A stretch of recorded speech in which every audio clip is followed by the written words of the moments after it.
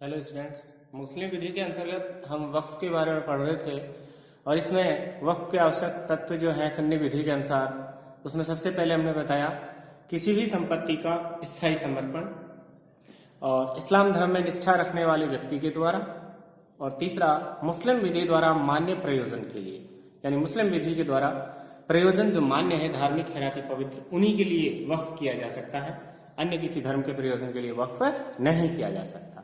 अब इसमें एक छोटा सा है, एक सिद्धांत है प्रयोजन के संबंध में, साइप्रस का सिद्धांत, डॉक्ट्राइन ऑफ साइप्रस, यथासंभव सामीप्य का सिद्धांत।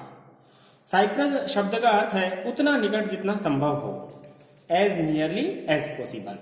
न्यासों की अंग्रेजी विधि के इस सिद्धांत के अंतर्गत अगर न्यासकर्ता ने न्यास के उद्देश्यों को स्पष्ट रूप से व्यक्त कर दिया है तो न्यास केवल इस आधार पर असफल नहीं होगा कि न्यासकर्ता द्वारा बनाया गया उद्देश्य असफल रहा है। ऐसी स्थिति में न्यायालय संपत्ति को न्यासकर्ता द्वारा बनाए गए उद्देश्य से निकटतम उद्देश्य के लिए न्यास को निर्मित मानेगा। यह सिद्धांत वक्फ के संबंध में लागू होता है।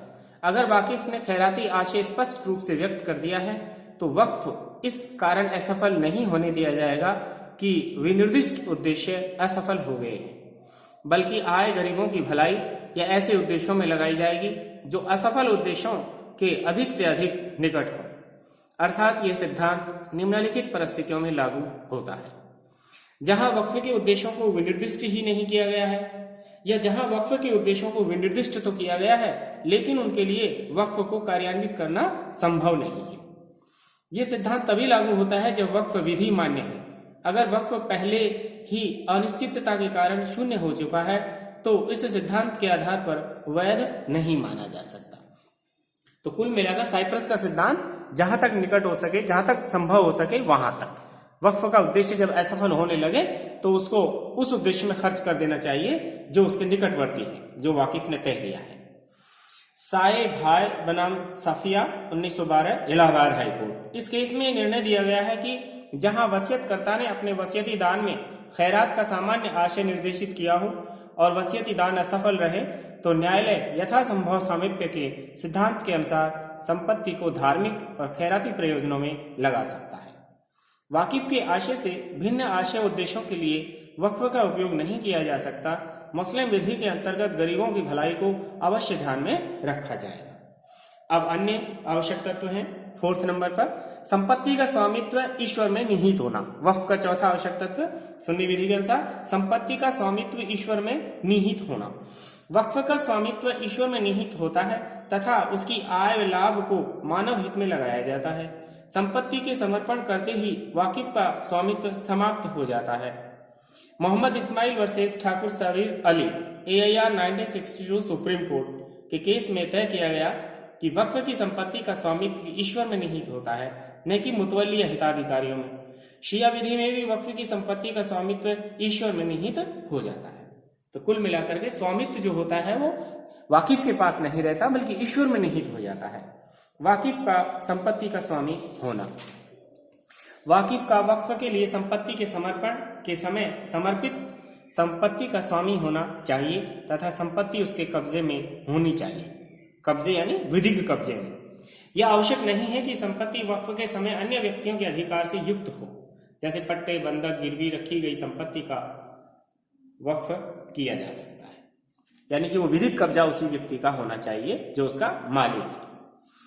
सशर्त व सम्मासित वक्फ नहीं। वक्फ के साथ कोई शर्त जुड़ी नहीं होनी चाहिए। जैसे अगर वक्फ में ये शर्त होती है कि संपत्ति के कुप्रबंध होने की स्थिति में संपत्ति वाकिफ के उत्तराधिकारियों में बांट दी जाएगी। यह संपत्ति वाकिफ के उत्तराधिकारियों की आवश्यकता के लिए बेच दी जाएगी तो वक्फ अमान्य होगा। परंतु संपत्ति की आय में से वाकिफ के ऋणों का भुगतान करने, वक्फ की संपत्ति का विस्तार करने, मरम्मत करने के लिए फंड आरक्षित करना या जनता का कोई व्यक्ति मुतवल्ली नहीं बनेगा, ऐसा निर्देश वक्फ को अमान्य नहीं बना देता है। अगर वक्फ किसी घटना के करने पर बनाया जाता है तो यह अमान्य वक्फ होता है। जैसे वक्फ किसी व्यक्ति के निसंतान मरने के आधार पर बनाया जाता है तो ये शून्य है, क्योंकि ये भविष्य की घटना पर आधारित है। नेक्स्ट है अप्रतिसंहरणीय। एक बार वक्फ बनाए जाने के बाद उसे प्रतिसंग्रहित नहीं किया जा सकता, यानी उसे वापस नहीं लिया जा सकता, अर्थात वक्फ अप्रतिसंग्रहणीय होता है। अगर वक्फ नामे में यह शर्त लगाई जाती है कि वाकिफ को वक्फ के प्रतिसंग्रहण का अधिकार होगा, तो ऐसा वक्फ प्रारंभ से ही शून्य होगा। नेक्स्ट है शाश्वत। शाश्वत काल वक्फ की अनिवार्य शर्त है। सीमित समय के लिए किया गया वक्फ अमान्य होता है। नेक्स्ट है अहस्तांतरणीयता। वक्फ संपत्ति स्थायी रूप से ईश्वर में निहित हो जाती है तथा वाकिफ का स्वामित्व समाप्त हो जाता है। ऐसी संपत्ति विक्रय, बंधक, दान, विनिमय, उत्तराधिकार या अन्य किसी प्रकार से हस्तांतरित नहीं की जा सकती है। फिर भी कुछ परिस्थितियों में न्यायालय की अनुमति से वक्फ की संपत्ति का अंतरण कर सकता है, पट्टे पर भी दे सकता है। शिया विधि के अनुसार वक्फ के आवश्यक तत्व, तो ये सब सुन्नी विधि के अनुसार आवश्यक तत्व थे।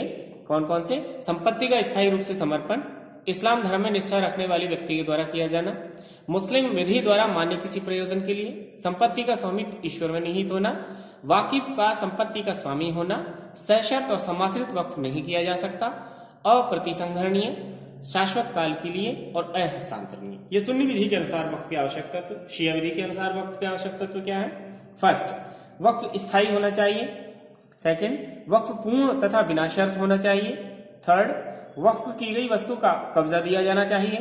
और फोर्थ, समर्पणकर्ता को स्वयं उससे पूर्णतः बाहर हो जाना चाहिए। वह समर्पित संपत्ति की आय में से लाभ प्राप्त नहीं कर सकता है। तो इस तरीके से ये शिया विधि के अनुसार आज का टॉपिक खत्म हुआ। Thank you.